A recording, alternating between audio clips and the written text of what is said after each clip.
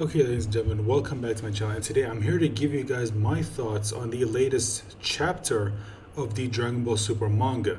Now, this entire chapter covers the fight between Goku, Vegeta, and Granolah. Now, there are some other things that do happen in this fight, and I'm just going to talk about them a little bit before I talk about the main event of this chapter, which is, like I said, the fight between Goku, Vegeta, and Granolah.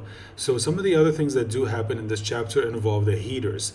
Specifically, the one main thing that I want to talk about is a conversation between Alec and Gas. Or at least I think, yeah, it was Alec and Gas. Yeah. So they basically show up in Planet Cereal, and Gas talks about how he doesn't really have a lot of good memories about this planet. And then Alec tells him, "Don't worry, you're different than you were 40 years ago." And then Gas agrees with him. Now, I'm sitting here and I'm wondering what exactly happened to Gas 40 years ago on Planet Cereal. Now, the only thing that I can kind of come up with is maybe Gas was actually there when the Saiyans attacked their planet. That's honestly the only thing I can kind of come up with. But that can't be true because we know that Granolah was there when the Saiyans attacked, and Granolah was said to be 50 years old, and Gas was there 40 years old. So he couldn't have been there during the time where the Saiyans attacked. So I don't know what exactly he's referring to. I guess we'll have to wait and see. So let's move on to the main event. Like I said, the fight between Goku and Vegeta versus Granolah. Now, just I already covered a little bit of this during the video that I did where I talked about where I covered the early draft pages that we get every month. But the fight starts with Granolah blasting a bunch of or throwing a bunch of ki blasts against Goku and Vegeta, and them talking about how these are insanely accurate and they're incredibly hard to dodge. And Vegeta says, "Let's hurry up and pinpoint where they're from so we can attack him." And they immediately find out where it's from, and it stops for a second. And Goku basically goes into his sort of pseudo ultra instinct, when he closes his eyes, which we saw in chapter 70. And he basically starts charging at the location where they were. And Vegeta does the same thing in his Super Saiyan form. But once they get there, they see that Granolah isn't there. And more ki blasts start firing at him. And then, or actually no, they get there and there's no one there. And they're wondering what the hell happened. And then Goku immediately gets knocked out. And then it turns out one of those ki blasts hit him from behind. So it turns out Goku hasn't fully 100% mastered UI to the point where he can just use it without even thinking about it. So because he gets hit and he gets knocked out. So Granolah isn't messing around in this fight. So he's taking this very, very seriously. And he gets knocked out. So Goku, damn, he's already lost before the fight even started. And then Vegeta gives him one of their Senzu beans, and then they come out. And then Vegeta tells him, "Listen, if you haven't mastered Ultra Instinct yet, then just dodge him with your mind." And then Goku does that. He goes into Super Saiyan, and then he notices where Granolah is, fires a ki blast, and Granolah in a split second shows up behind them. So Granolah is fast. He's very fast. And to me, it looked like he actually used Shunkan Ido, or instantaneous movement. And then Goku and Vegeta are, of course, surprised at Granolah's speed. And then they start having this little conversation about how I'm going to get revenge for what you guys did here. And then they start asking him questions like, "Wait, who are you?"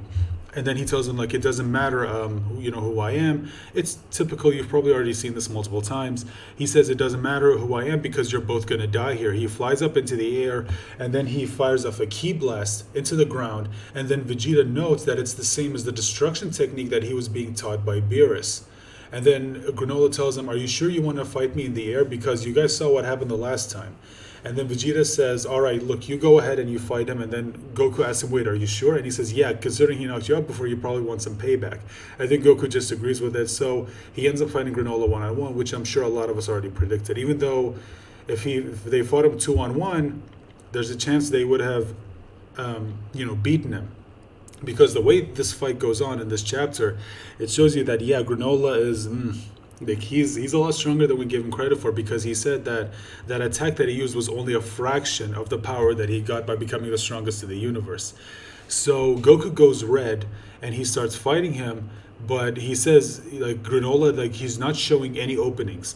And then he basically stacks the principles of Ultra Instinct on top of his Super Saiyan God form, and then Granolah notes how it's starting to get harder and harder to hit him. But despite that, he still manages to land a hit on Goku.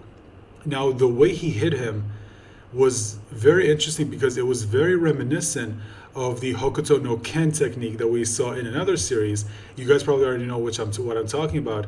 Of course, you probably saw Fist of the North Star. If you did, then you know what I'm talking about. If you haven't, do yourself a favor, go watch Fist of the North Star. It is absolutely fantastic.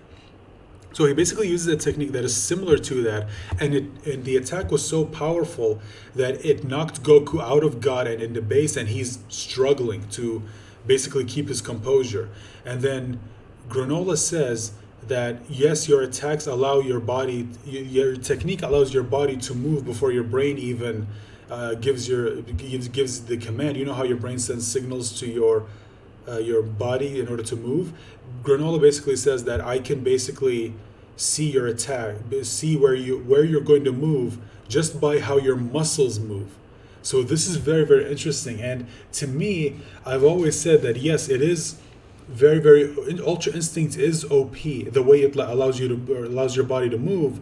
But like I said, if all it takes is someone who can predict your body's next movement based on just subtle shifts in your muscles, or if you happen to go up against someone who, let's say, is faster than even your own body can move, then even if your body can move on its own, it's not going to matter because they can't keep up with your opponent who's moving at speeds faster than your body on its own can move.